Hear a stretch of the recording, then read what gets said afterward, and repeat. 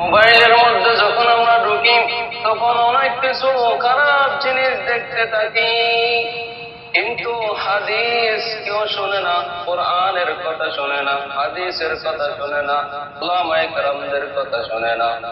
আজকে আমরা সবাই মিলে একটি হাদিস শুনবো।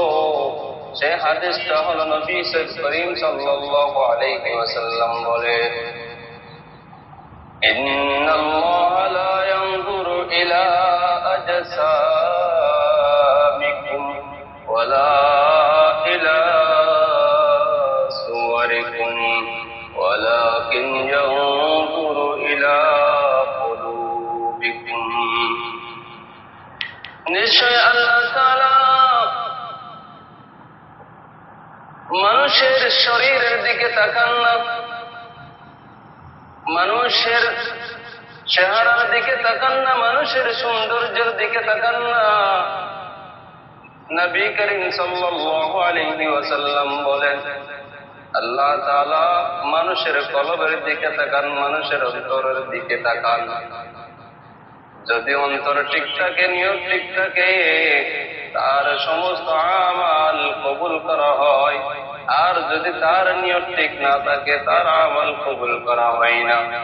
এই জন্য মসজিদের মধ্যে যাইতে হবে নামাজের উদ্দেশ্যে, আল্লাহ তাআলার সন্তুষ্টির উদ্দেশ্যে।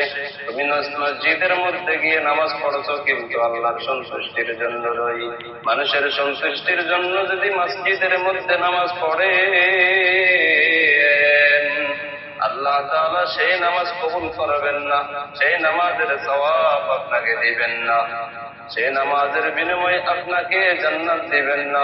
এই জন্য নামাজ পড়তে যেতে হবে, মসজিদের মধ্যে খেলাধুলা করার জন্য যাবেন না, মসজিদের মধ্যে মানুষকে দেখানোর জন্য যাবেন না। মসজিদ হলো আল্লাহর ঘর, সেখানে আল্লাহর ইবাদত করার জন্য যাবেন। সুতরাং নামাজ পড়ার আগে যদি নামাজের নিয়ত ঠিক না থাকে, তখন সে নামাজ পড়ার পরে আল্লাহ তাআলা তোমাকে সওয়াব দান করার জন্য তোমার কলবের দিকে তাকাবেন।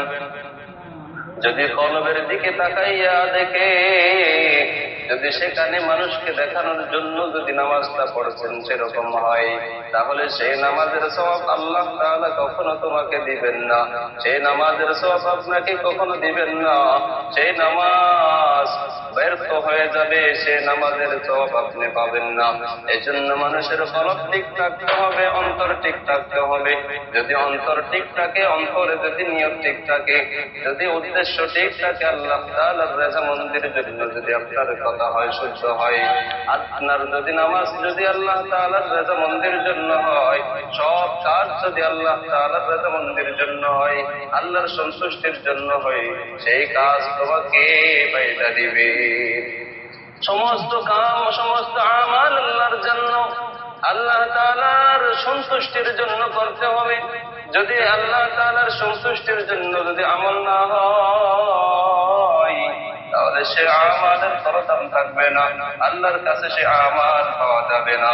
আল্লাহ তাআলা কোরআনের মধ্যে বলেন, لن ينال الله لحومها ولا دماؤها ولكن يناله التقوى منكم। সেখানেও আল্লাহ তাআলা বলেন, আল্লাহ তাআলা মানুষের রক্ত দেখে না, পশু পাখির গোশত দেখে না, পশু পাখির রক্ত দেখে না, শুধুমাত্র আল্লাহ তাআলা মানুষের তাকওয়া দেখে। তাকওয়া হলো আল্লাহর ভয়। আল্লাহর ভয় যদি আপনার ভিতরে থাকে, তাহলে সেই ভয়ের দ্বারা যে কাজ করেছো, যে আমল করেছো, সে আমল আল্লাহর কাছে গ্রহণযোগ্য হবে। আর যদি সে আমল আপনার ভিতরে উদ্দেশ্যহীন হয়, মানুষকে দেখানোর জন্য হয়, মানুষকে দেখানোর জন্য যদি হয়ে থাকে, সে আমালের দ্বারা আপনি কোনো সওয়াব পাবেন না।